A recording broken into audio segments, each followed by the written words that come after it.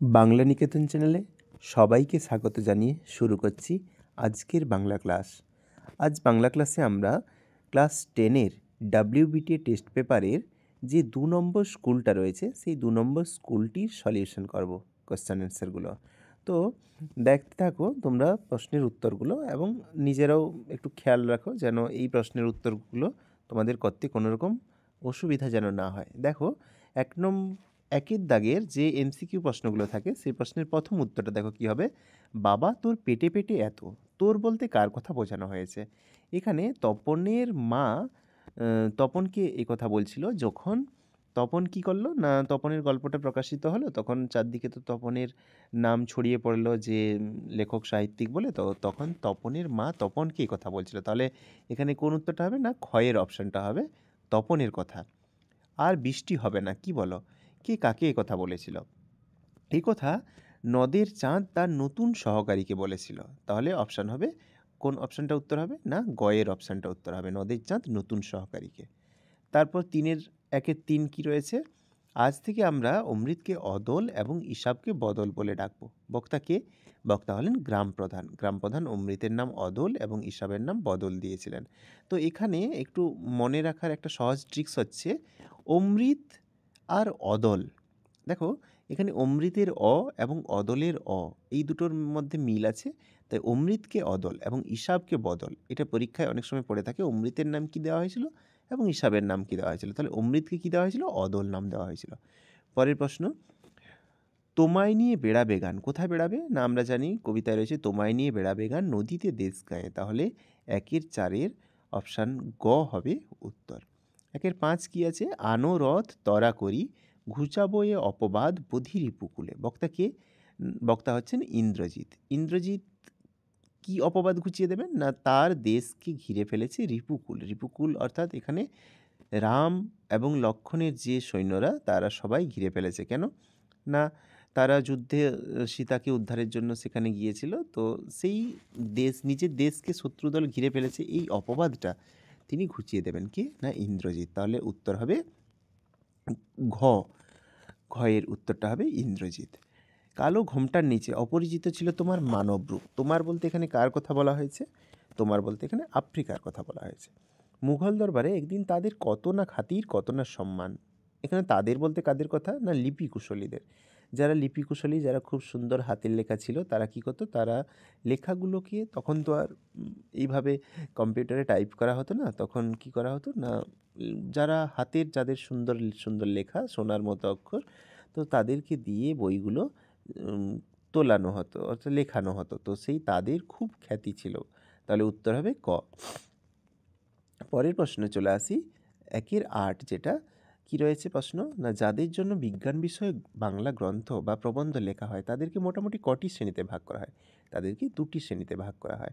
একদল বিজ্ঞান সম্পর্কে যাদের কোনো ধারণা নেই এবং অপর দল যারা বিজ্ঞান সম্পর্কে কিছু বই পড়েছে এবং কিছু স্থূল তথ্যও তারা জানে। পণ্ডিতের মতে, পরের প্রশ্ন, পণ্ডিতের মতে কলমের দুনিয়ায় সত্যিকারের বিপ্লব ঘটায় ফাউন্টেন পেন। বাংলায় তাকে কি বলা হয়? ফাউন্টেন পেনকে বাংলায় বলা হয় ঝর্ণা কলম। নামটা রবীন্দ্রনাথ ঠাকুর দিয়েছিলেন। সমাস গঠনের ক্ষেত্রে প্রধান শর্ত হলো, সমাস গঠনের প্রধান শর্ত কি না,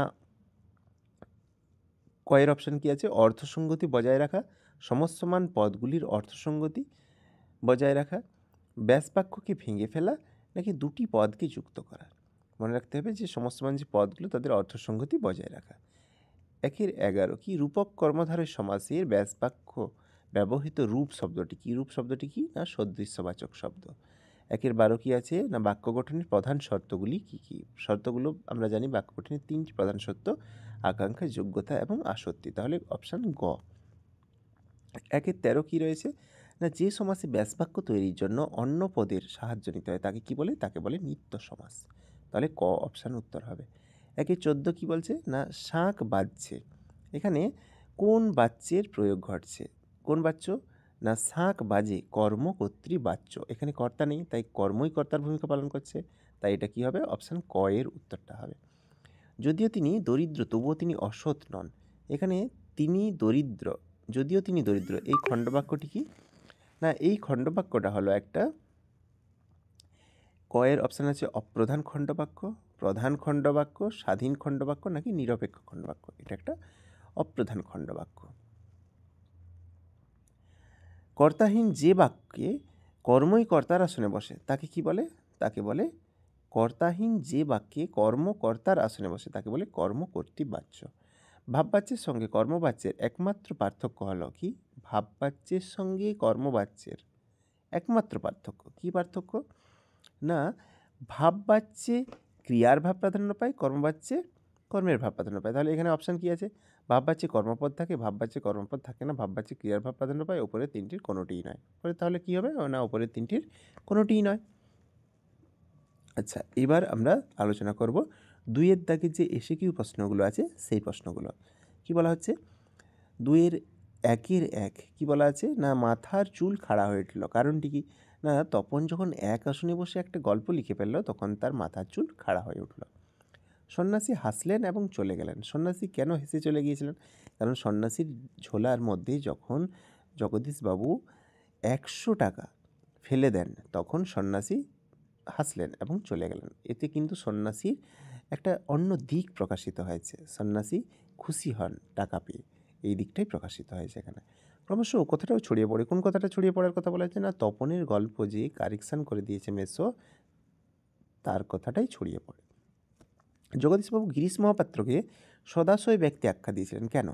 জগদীশবাবু গিরিশ মহাপাত্রকে সদাশয় ব্যক্তি বলেছিলেন কারণ গিরিশ মহাপাত্রকে যখন তার পকেট থেকে যখন গাঁজার কলকে পাওয়া গেছিলো তখন তাকে জিজ্ঞেস করা হলো, এটা কেন রেখেছো তুমি? তখন সে বলেছিল, আগে আমি এটা খাই না, যদি কোনো বন্ধুর কাজে লাগে তাই সে সেটা রেখেছিল বলে জানিয়েছিল। তাই তাকে সদাশয় ব্যক্তি বলা হয়েছে, যে নিজে রেখেছে গাঁজার কলকে অথচ সে খায় না, কি ভালো মানুষ, ব্যঙ্গ করে কথা বলা হয়েছে। হঠাৎ অমৃতের মাথায় একটা বুদ্ধি খেলে গেল। বুদ্ধিটা কি? না, বুদ্ধিটা হচ্ছে জামা অদল বদল করে ফেলা। পরের প্রশ্ন কি? তুরিত গমনে আসি। তুরিত গমনে এসে কে কী দেখলো? না, পদ্মা দেখলো যে 4 সখী চারদিকে পড়ে আছে। পদ্মাবতী সহ তার 4 সখী চারদিকে পড়ে আছে। 2-এর 2 কী আছে প্রশ্নটা? পৃথিবী হয়তো গেছে মরে। উদ্দীতাংশটি অর্থ পরিস্ফুট করো। হয়তো শব্দটা এখানে বলা হয়েছে কেন সেটা জানলেই বোঝা যাবে উত্তরটা কী হবে। হয়তো কি কেন বলা হচ্ছে? না, পৃথিবী বেঁচে আছে কিন্তু আমাদের সাধারণ মানুষগুলো এতটাই দুরবস্থার মধ্যে দিন কাটাচ্ছে যে তাদের কাছে আমরা পড়েছি না যে পূর্ণিমার চাঁদ যেন ঝলসানো রুটি। তো সেই পূর্ণিমা যখন ক্ষুধার জ্বালায় মানুষ কী হবে না, তার বেঁচে থাকাটা দুর্বিষহ হয়ে পড়েছে, তখন তার কাছে পূর্ণিমার সুন্দর চাঁদটা ঝলসানো রুটির মতো মনে হয়। তো তেমনি মানুষ যখন খুব কষ্টে দুঃখে রয়েছে, তার বেঁচে থাকার মতো আর পরিস্থিতি নেই, তখন তার কাছে পৃথিবীটা বেঁচে আছে না মরে গেছে সেটাই সে বুঝতে পারে না। তার মনে হয় পৃথিবীটা যেন মরেই গেছে। 2-এর দাগের যে 3 রয়েছে সেটা দেখো, প্রশ্নটা কী রয়েছে? শির চুম্বী ছদ্মবেশী অম্বুরাশি সুতা উত্তরীলা কেন ছদ্মবেশ ধারণ করেছিলেন? অম্বুরাশি সুতা অর্থাৎ দেবী লক্ষ্মী তিনি কেন ছদ্মবেশ ধারণ করেছিলেন? না, একটা সময় রাবণ যুদ্ধে যাবেন বলে প্রস্তুত হচ্ছেন রামচন্দ্রের সঙ্গে, তো তখন তো সেনারা এতই দাপাদাপি করছিল যে তাদের পায়ের ভরে কী হচ্ছিল না, পৃথিবী কাঁপতে শুরু করেছিল। তো তখন পৃথিবী ধ্বংস হয়ে যাওয়ার মুখে। তো সেই কারণে দেবতারা আলোচনা করে কি ঠিক করলেন? না, ইন্দ্রজিৎকে খবরটা দিতে হবে। ইন্দ্রজিৎ যদি খবর পায় তাহলে সে চলে এলে রাবণ আর যুদ্ধে যাবে না, তার ফলে কী হবে? এই ভয়ঙ্কর বিপদ থেকে উদ্ধার পাওয়া যাবে। তাই এই আলোচনাটা করেই তারা দেবী লক্ষ্মীকে ছদ্মবেশ ধারণ করিয়ে, প্রভাসার ছদ্মবেশ ধারণ করিয়ে তার কাছে পাঠিয়েছিলেন। 2-এর 4 কী রয়েছে? রুদ্র প্রকৃতি তথা রুদ্র সমুদ্রের বাহু আফ্রিকাকে ছিনিয়ে নিয়ে গিয়ে কোথায় আবৃত করেছে? না, বনস্পতি নিবিড় পাহারায় কৃপণ আলোর অন্তপুরে। পরের প্রশ্নে কী আছে? আমি তাকে ছেড়ে দিলাম। কে কাকে ছেড়ে দিলেন? না, কথক তার প্রিয়তমাকে দরজার কাছে দাঁড় করিয়ে রেখে চলে গেলেন তিনি। কোন দোষ থেকে মুক্ত না হলে বাংলার বৈজ্ঞানিক সাহিত্য সুপ্রতিষ্ঠিত হবে না বলে প্রাবন্ধিক মনে করেন? না, যতদিন না আমরা কী করছি না, ইংরেজির বা যে পরিভাষাগুলো এইগুলো থেকে যতদিন না আমরা নিজেদেরকে মুক্ত করতে পারছি, যতদিন আমরা সেই ভাবধারা, সেই বিদেশি ভাষাকে যতদিন না আমরা বর্জন করতে পারছি ততদিন পর্যন্ত কী হবে না, না আমাদের এই দোষ মুক্ত হবে না।